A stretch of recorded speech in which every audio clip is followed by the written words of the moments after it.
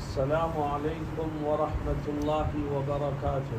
وعلیکم السلام ورحمۃ اللہ وبرکاتہ۔ درود شریف پڑھیں۔ صلی اللہ علیہ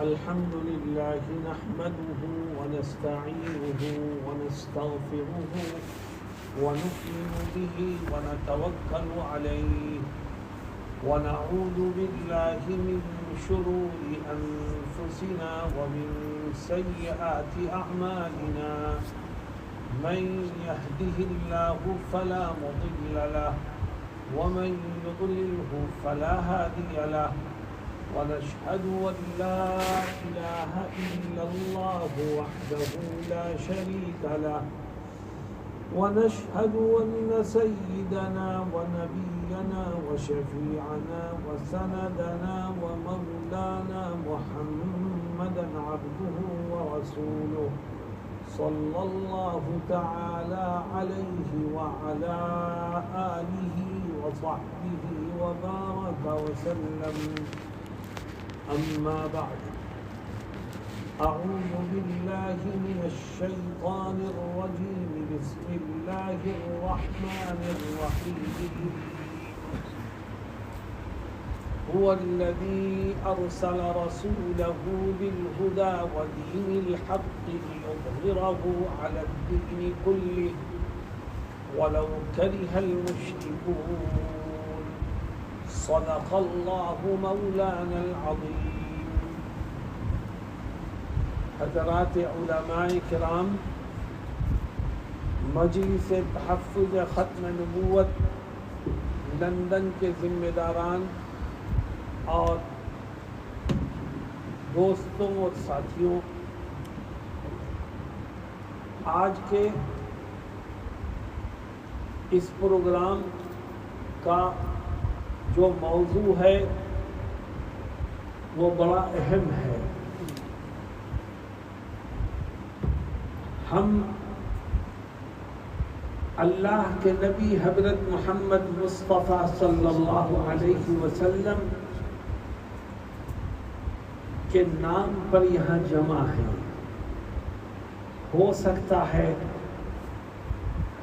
کہ ہمارا یہ تھوڑا سا وقت جو آقا کی ختم نبوت کی حفاظت کے لیے یہاں لگے، یہی تھوڑا سا وقت ہماری نجات کا ذریعہ بن جائے۔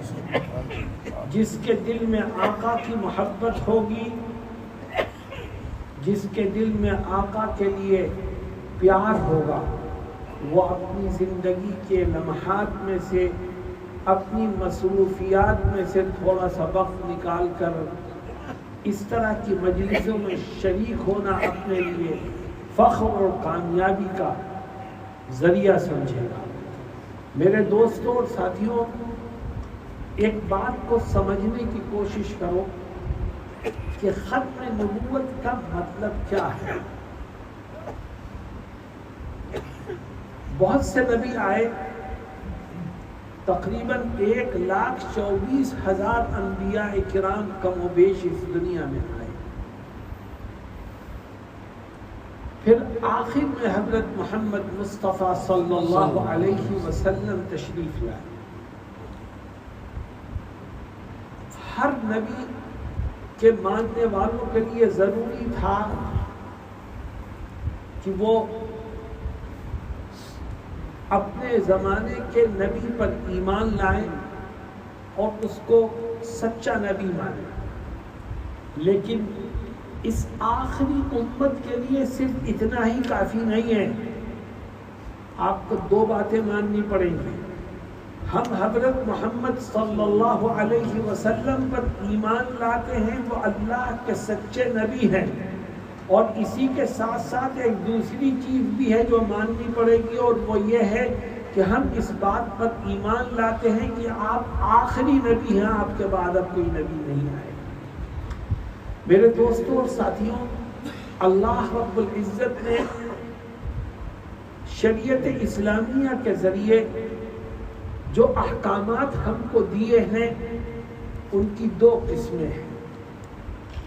نمبر ایک، وہ احکامات جن کا تعلق عقائد سے ہے، ماننے سے ہے۔ اللہ کو ایک مانو، جنت اور جہنم کو مانو، فرشتوں کو، انبیاء کو مانو، تمام کتابوں اور رسولوں کو مانو۔ ان چیزوں کا تعلق عقائد سے ہے، ماننے سے ہے۔ اور دوسرے احکامات شریعت کے وہ ہیں جن کا تعلق عمل سے ہے۔ نماز پڑھو، روزہ رکھو، حج کرو، زکوٰۃ دو، گناہوں سے بچو، یہ عمل والے کام۔ تو شریعت کے جو احکام ہم تک پہنچے ہیں وہ دو طرح کے ہیں۔ نمبر ایک، وہ احکام جن کا تعلق عقائد سے ہے، ماننے سے ہے، اور نمبر دو، وہ احکام جن کا تعلق عمل سے ہے۔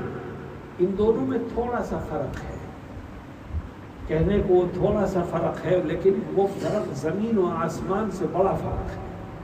وہ فرق کیا ہے کہ اگر کسی کے عقیدے میں تھوڑی سی بھی گڑبڑی ہوگی وہ دائرہ اسلام سے خارج ہو جائے گا، اور کسی کے عمل میں تھوڑی سی گڑبڑی ہوگی تو وہ فاسق و فاجر تو ہوگا مگر دائرہ اسلام سے خارج نہیں ہوگا۔ معلوم کیا ہوا کہ عمل کی کوتاہی تو برداشت ہے مگر عقیدے کی کوتاہی اللہ کو کسی طور پر برداشت نہیں ہے۔ اسی لیے علماء کہتے ہیں کہ جو اللہ کے نبی کو آخری نبی نہ مانے، نماز بھی پڑھے، روزہ بھی رکھے، حج بھی کرے، زکوٰۃ بھی دے، کلمہ لا الہ الا اللہ محمد الرسول اللہ بھی پڑھے، مگر اللہ کے نبی کو آخری نبی نہ مانے تو اس کا عقیدہ درست نہیں ہے، اور جو عقیدے کی کسی ایک بات کا بھی منکر ہے وہ دائرہ اسلام سے خارج ہے۔ اسی لیے کہا جاتا ہے قادیانیوں کے بارے میں کہ وہ دائرہ اسلام سے خارج ہے۔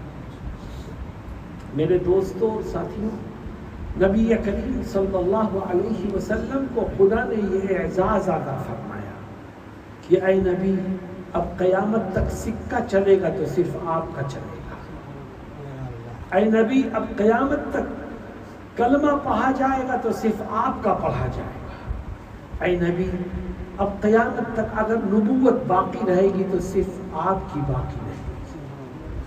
اللہ نے ساری کتابوں پر، دیگر تمام دینوں پر اس دین کو غلبہ عطا کیا اور فرمایا کہ اب سب دین، ساری کتابیں، سارے انبیاء کی تعلیمات سب منسوخ ہو گئی۔ اب اللہ کے ہاں اگر مقبول ہے تو صرف محمد صلی اللہ علیہ وسلم کا دین مقبول ہوگا۔ میرے دوستوں اور ساتھیوں، ایک افسوس کی بات ہے کہ آج فرق باطلہ، وہ فرقے جو امت کے عقائد کو خراب کر رہے ہیں، امت کے ذہن اور اس کی سوچ و فکر کو بگاڑ رہے ہیں، آج وہ فرقے بڑی طاقت کے ساتھ ابھر رہے ہیں، اپنے کاموں کو کر رہے ہیں، لوگوں کو بھٹکا رہے ہیں، امت میں فتنے پیدا کر رہے ہیں۔ آج ہمارا بیدار ہونا پہلے سے زیادہ ضروری ہے۔ میں آپ سے ایک سوال کرتا ہوں، بہت سے لوگ یہ سوچتے ہیں کہ میاں اس مجلس میں شریک ہونے کا فائدہ کیا ہے؟ قادیانی جو بول رہے ہیں بولنے دو، ہم اپنا کام کریں۔ نہیں، اس مجلس میں شریک ہو کے معاملے کی سنگینی کو سمجھو گے تو تبھی اپنی نسلوں کو قادیانیوں کے چنگل سے بچانے میں کامیاب ہوگے۔ اور اگر آپ نے اس معاملے کو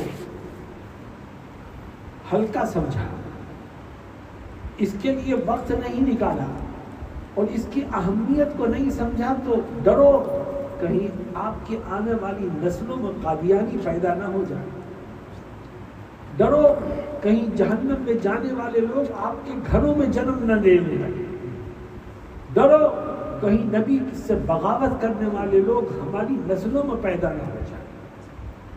میرے دوستوں اور ساتھیوں، آج اگر یہ باطل فرقے قادیانیت ہو، مودودیت ہو، سلفیت ہو،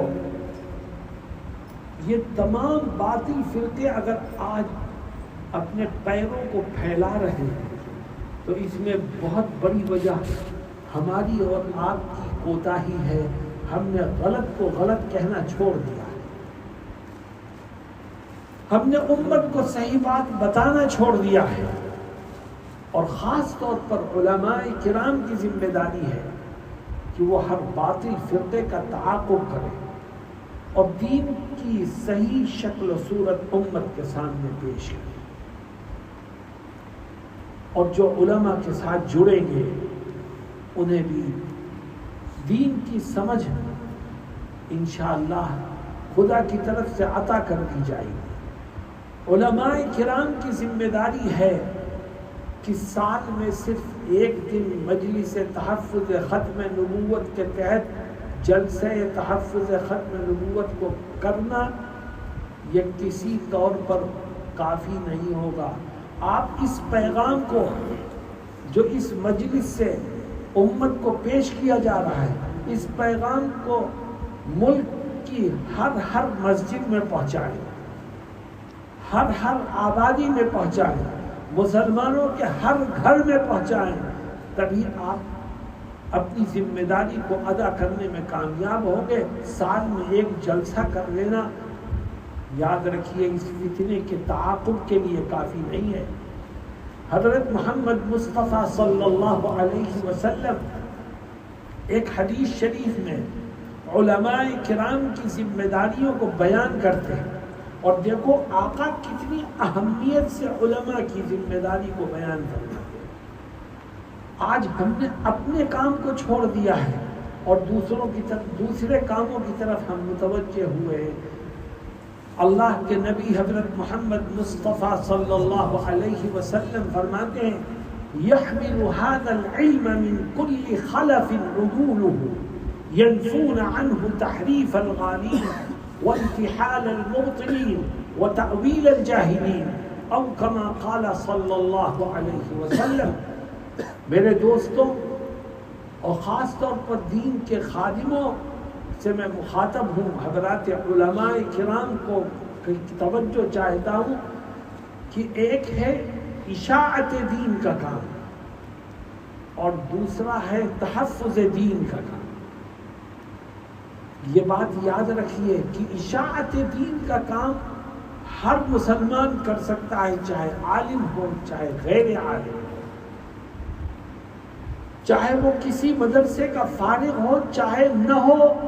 جس کے پاس تھوڑا دین کا علم ہو وہ تھوڑی باتیں پہنچائے، جس کے پاس زیادہ ہو وہ زیادہ باتیں پہنچائے۔ حضرت محمد مصطفیٰ صلی اللہ علیہ وسلم نے اشاعت دین کے لیے ایک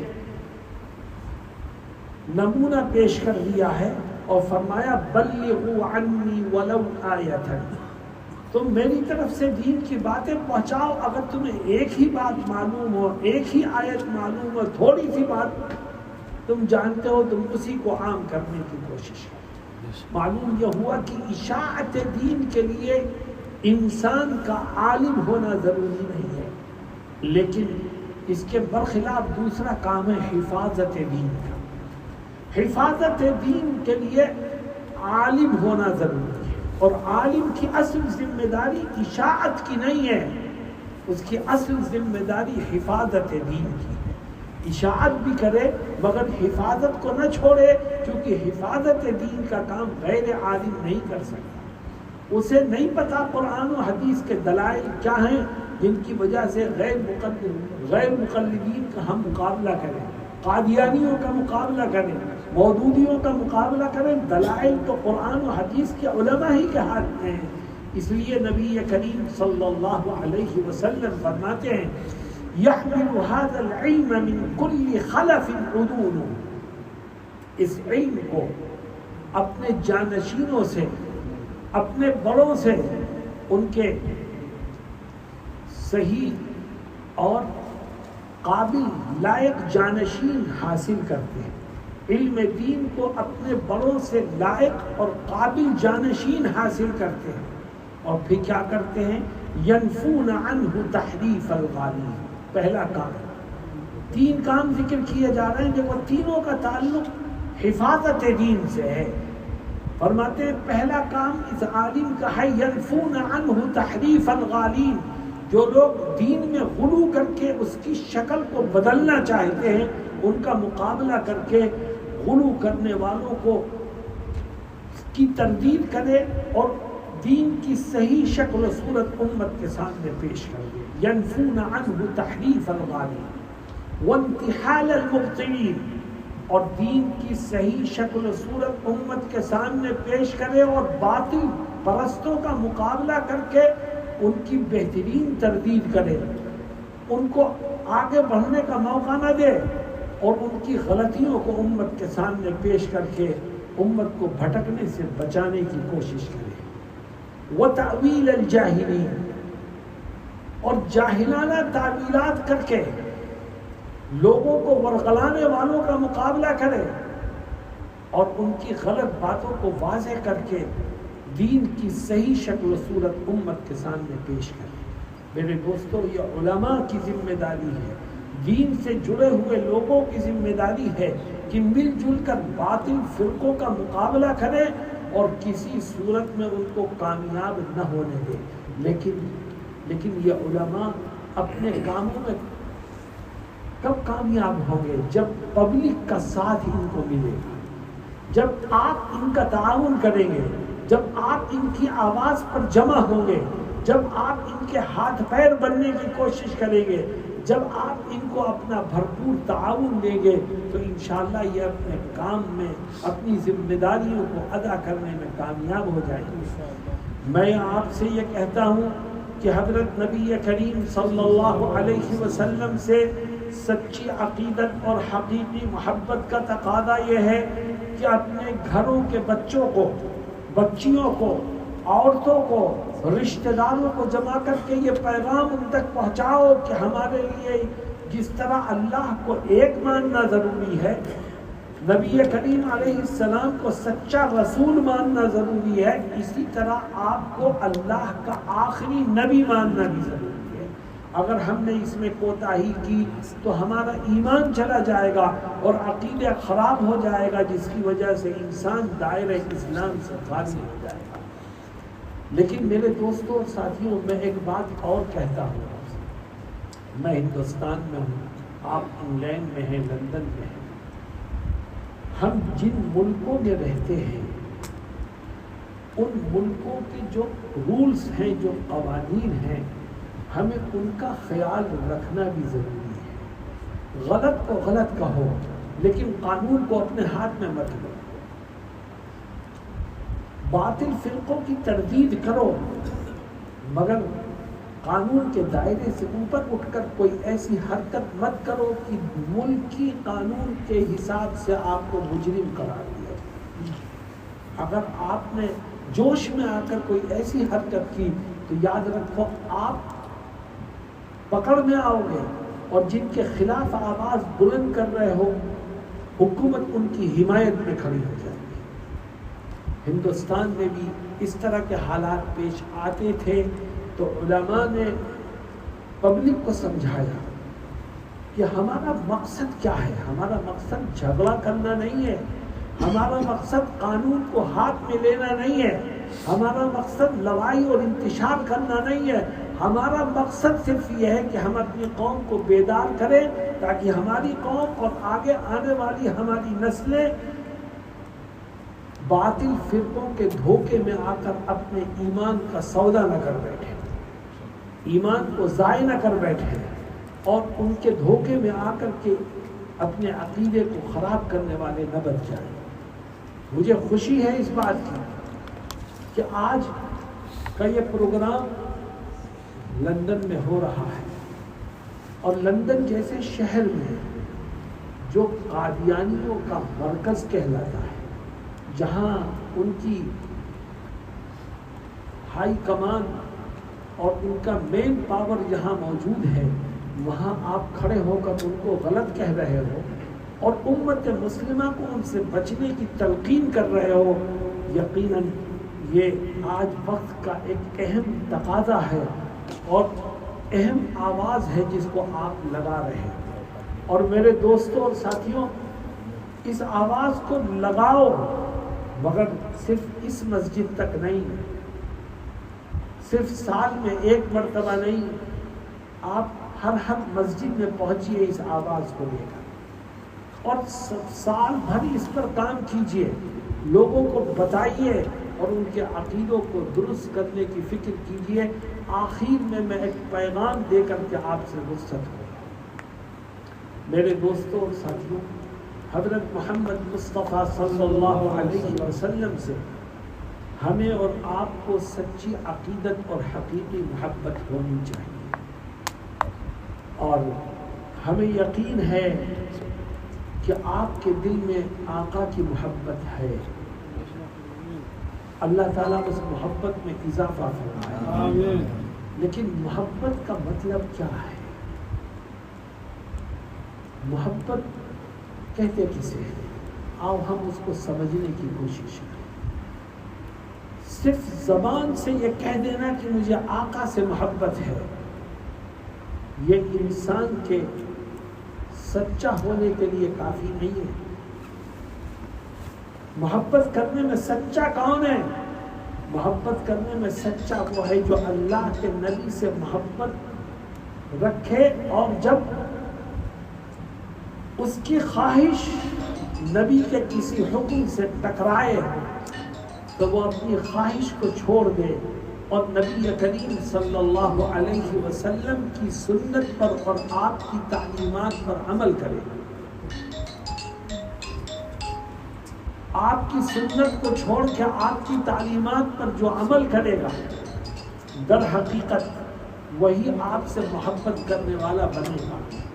اور اگر انسان آپ سے محبت کا دعویٰ تو کرتا ہے، لیکن جب اس کی کسی خواہش سے نبی کا کوئی حکم ٹکراتا ہے تو وہ اپنی خواہش پر عمل کرتا ہے، نبی کی سنت کو چھوڑ دیتا ہے، تو یہ جھوٹا ہے، اس کے دل میں نبی کی محبت نہیں ہے۔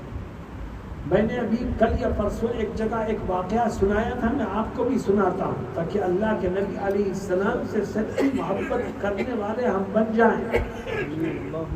آپ سے سچی محبت کی ہے تو صحابہ کرام نے کی ہے۔ ایک صحابی ہے حضرت معاذ بن جبل رضی اللہ عنہ، جوانی میں ایمان لے آئے تھے اور نبی کریم علیہ السلام سے بڑی محبت رکھتے تھے۔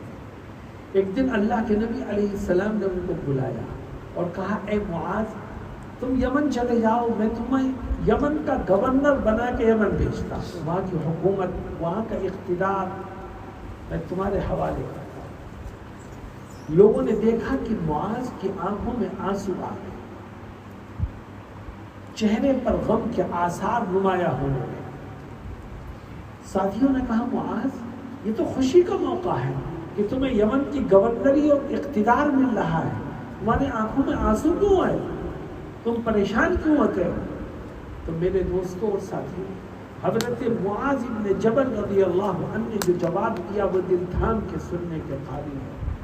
وہ فرمانے لگے کہ مجھے اقتدار نہیں چاہیے، مجھے حکومت نہیں چاہیے، مجھے گورنری نہیں چاہیے، میرے دل کی خواہش یہ ہے کہ میری زندگی کا ہر سانس مدینے میں لگے۔ اے لوگوں، اگر میں یمن چلا جاؤں گا تو آقا کے پیچھے نمازیں کیسے پڑھوں گا؟ اگر میں یمن چلا جاؤں گا تو آقا کے دیدار سے اپنی آنکھوں کو ٹھنڈا کیسے کروں گا؟ اگر میں یمن چلا جاؤں گا تو آقا کی مجلس میں شریک کیسے ہوں گا؟ مجھے یمن کی حکومت اور وہاں کی گورنری نہیں چاہیے، میری دل کی خواہش تو یہ ہے کہ جب میری زندگی کا آخری سانس نکلے تو میرا سر ہو اور آقا کا قدم ہو۔ میرے دوستوں اور ساتھیوں، یہ ہے محبت۔ لیکن پھر آگے دیکھو ہوتا کیا ہے۔ ایک طرف مدینے میں رہنے کی خواہش ہے اور دوسری طرف آقا کا حکم ہے کہ یمن جاؤ.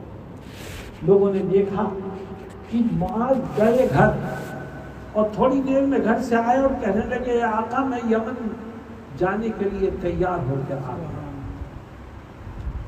لوگوں نے پھر پکڑا معاذ ابن جبل کو اور کہا اے معاذ تم تو کہتے تھے کہ میرے دل کی خواہش یہ ہے کہ میری زندگی کا ہر سانس مدینے میں نکلے اور اب کہتے ہو یمن جانے کو تیار ہو کے آ گیا, اس کا کیا مطلب ہے؟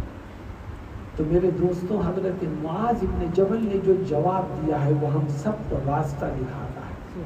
معاذ ابن جبل کہتے ہیں میرے دل کی خواہش تو یہی تھی کہ میں مدینے میں رہوں, مگر میرے سامنے قرآن کی ایک آیت ہے جس میں اللہ رب العزت کیا فرماتا ہے؟ فرماتا ہے وَمَا كَانَ لِمُؤْمِنٍ وَلَا مُؤْمِنَةٍ إِذَا قَضَى اللَّهُ وَرَسُولُهُ أَمْرًا أَن يَكُونَ لَهُمُ الْخِيَرَةُ مِنْ أَمْرِهِمْ وَمَن يَعْصِ اللَّهَ وَرَسُولَهُ فَقَدْ ضَلَّ ضَلَالًا مُبِينًا. اس آیت میں اللہ کہتا ہے اے مومن مردوں اور اے مومن عورتوں سنو, جب تمہارے سامنے اللہ کا کوئی حکم آ جائے یا تمہارے سامنے نبی کا کوئی حکم آ جائے تو اب تمہاری خواہش کی کوئی حیثیت نہیں, اب تمہاری چاہت کی کوئی حیثیت نہیں, اب تمہاری تمناؤں کی کوئی حیثیت نہیں, اب تو تمہارے اوپر فرض ہے کہ تم اللہ اور اس کے رسول کے حکم کو زندہ کرو. تو معاذ کہتے ہیں میری خواہش تو یہ تھی کہ میں مدینے میں رہوں, لیکن اللہ کا حکم ہے تو میں اپنی خواہش کو پیروں تلے روندتا ہوں اور نبی کے حکم کو زندہ کرنے کے لیے یمن جانے کے واسطے تیار. دوستو سوچو, ایک طرف نبی کی محبت ہے, دوسری طرف ہماری خواہشات ہیں. ہم نبی کی سنت کو چھوڑتے ہیں اور اپنی خواہشات پر عمل کرتے ہیں.